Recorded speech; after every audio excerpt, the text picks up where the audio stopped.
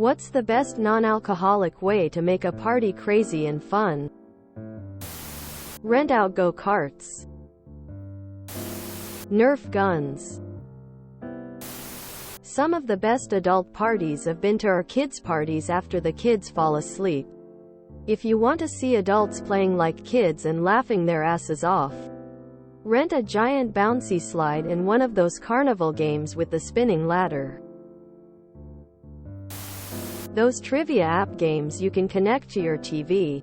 Karaoke. Good snack, mocktails, and good friends. I invited a few couples over, some of them pretty religious and don't drink, but we played adult Mad Libs. It was hilarious seeing them break out of their shells and just belly laugh at some of the things we all would come up with in that game. Let a few piglets loose in the house. A bag of bulk wigs. Just discreetly place the bag of wigs on a couch or coffee table. Wait and watch. Greased melon. Cards. Board games. Karaoke. Games like Mario Kart or VR games.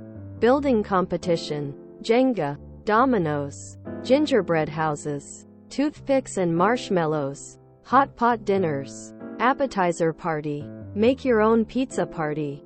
Tie-dye. Costume party. Gift competition. Shrinky dinks. Pictionary. Marbles. Jacks. Working out. Games like Mafia. Among Us. Who's the Killer? Murderville. Full virgin bar for fancy DIY sober drinks. Book club. Rage music with lights and glow sticks and streamers. Dance party. Guitar Hero. Yoga. Cookie icing competition. Your mom. Mind puzzles. Wooden puzzles. Iron puzzles. X'd. Amateur stand-up. Campfire story sharing. Jigsaws puzzles. And everything in between. My first thought was, bubbles?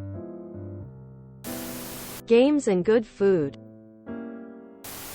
Do a murder mystery night.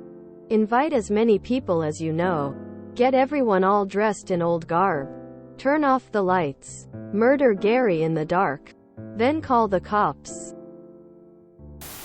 Get a giant roll of blank paper, like the back of wrapping paper, and tape it to the back of the bathroom door. Hang a Sharpie marker near it. Everybody who uses the bathroom gets to anonymously write graffiti. Make it themed, like it has to be poems, or for a good time call, or as a host. Don't say a word and see what happens naturally. When I was in college, we did this and some comments turned out to be insanely hilarious. Give the party non-alcoholic beer and not tell anyone. I'm putting together a Halloween party this weekend with at least 24 people coming over. This is the 4th year we've done it and it's always a rager. And probably still would be if there weren't drinks. I clear out the entire garage. We put a few chairs out, but really only enough for the people who really need it. If people are standing, they're mingling around and making new friends. If they're sitting down, they're probably just going to be introverted and quiet. The garage is also emptied out because we want people dancing later. We put in the soundbar that usually sits beneath the TV, because it gets loud enough for EDM music and such but isn't so loud that it will annoy the neighbors. We also put in a smoke machine, a black light, and a few laser machines. Turn out the regular lights and it might as well be a club in there. We also have a few DJs come mix music live. This year it's a good buddy of mine and myself doing a few hours worth. Sometimes you put on chill stuff so people can talk. Sometimes you play harder stuff so people jump around and dance. The real trick is because there's low lighting with just lasers and stuff.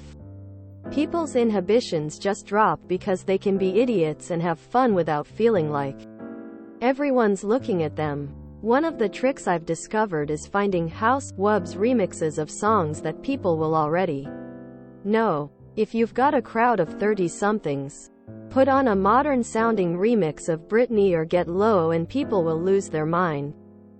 The real thing to think about is the social aspect of stuff.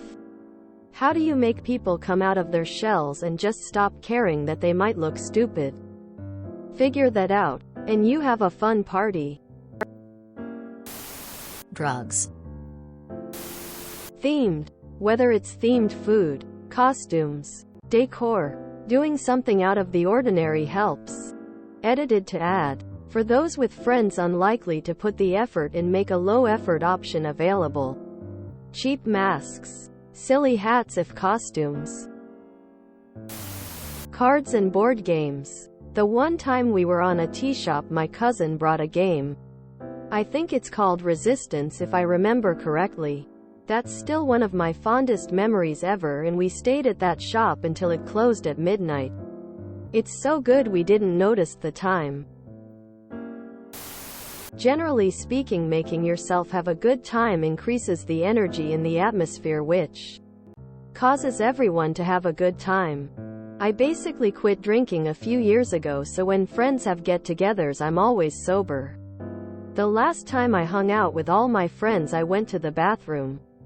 And when I came out and I was walking back into the living room, I heard a song playing that I like. So I started singing it loudly just to amuse myself. Came stomping out of the hallway into the living room, head banging and singing the song. Entire living room lit up with laughter, and next thing I know I've got everybody standing up and dancing, bouncing around and head banging along with me. That energy stayed for about 2 hours until people started leaving for the night. Without exception, every person that was there told me how much fun they had because of me the next time I saw them. No real secret. You need to be comfortable with yourself and let your natural energy flow. The temperature in the room will raise with you when done naturally and not forced. This also works in bars, clubs, concerts, etc. Anywhere there should be high energy. I can't tell you how many dance floors were dead when we showed up that we were able to make explode with life. And I can't dance nor am comfortable dancing. You don't need a skill set to jump up and down and clap your hands. Karaoke machine? Or strip poker? If you enjoyed this video, please check out our playlists full of similar content. Epicaricast is like doom scrolling for your ears. Please like, share, and subscribe.